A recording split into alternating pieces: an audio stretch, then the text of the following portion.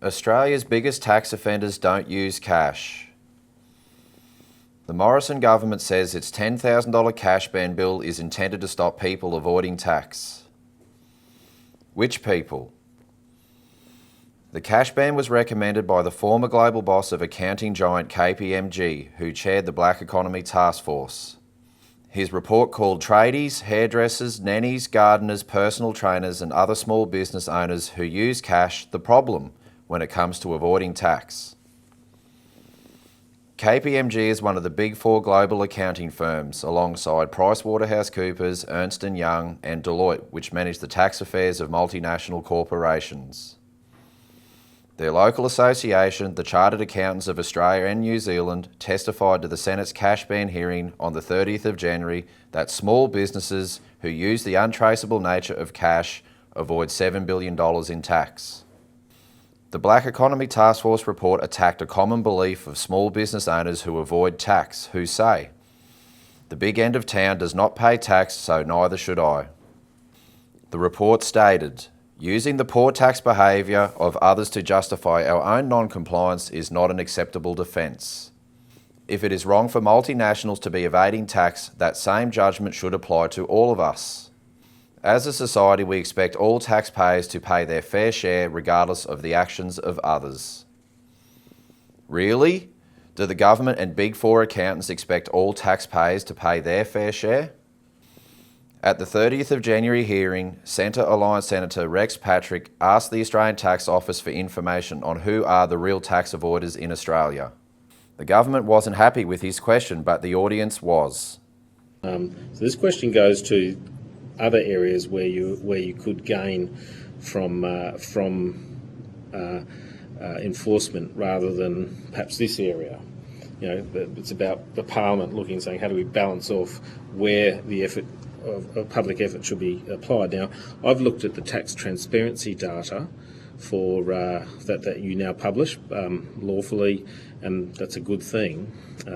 There are at least 204 companies across Australia who have, over the last 5 tax transparency years, generated more than $800 billion of tax of revenue and not paid a cent in tax.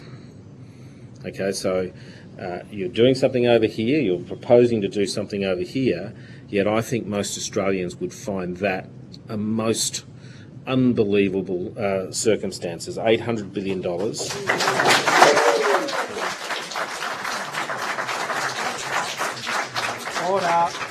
I'm not sure there's a question there that can be answered. I'm coming to the question. So I want to get some understanding of the effort you're putting into that part of tax avoidance, because I can't see how these companies are operating, because most companies, they can have a loss, but you would expect them to at some stage generate a profit.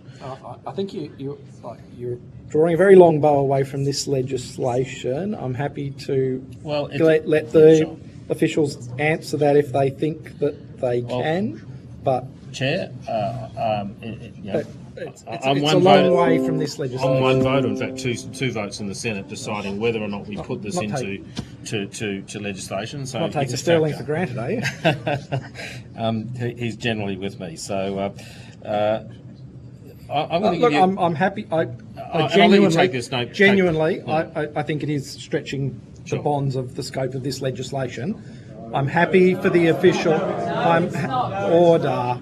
I want to know what you are doing in addition to just simply receiving a tax return.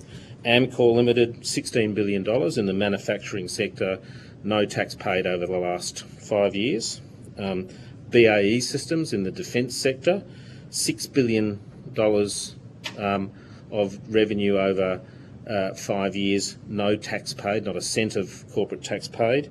I'll give you a few more just from different sectors. ExxonMobil, $42 billion. These are rounded down of revenue, no corporate tax paid. Ford Motor Company, $14 billion in the transport sector, no tax paid. A couple more. Vodafone Hutchison Australia, $18 billion of Revenue in the communications sector, no tax paid.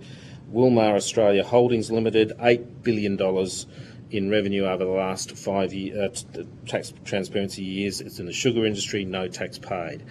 I'd like you on notice to come back to the committee and say, for each of those companies I've named, these are the enforcement, or we've looked at these companies in these ways over those 5 years. And to be very clear, I'm not asking for what the results of that information is. I want to know what you, the tax office, has done in respect of that tax revenue that is not being collected. Certainly happy to help with that. I think possibly even the confirmation of particular taxation interaction with any of those entities of itself is a potential breach of the secrecy provisions. Well, I actually regard it as a very important oversight process, and the Tax Commissioner and I have run up against each other, and if I need to take to a Senate chamber to get an order, and I need to twist the government's arm, and I don't mind if you return that information to the committee in confidence. It's a government-controlled committee. I'd hope that sort of information is not breaching any privacy laws. Absolutely, we'll do everything we can to satisfy your question. Oversight of the tax office, understanding what you're doing about all these companies that don't pay tax. I'm in no way saying it's not a legitimate question, Senator Patrick. I think it's a little bit outside the scope of this inquiry. However, order. Who manages the tax affairs of these big corporations that didn't pay tax on $800 billion in revenue in 5 years? KPMG and Big Four global accounting firms which are pushing the cash ban. This law is a sham. Call your senators this week to demand they stop it.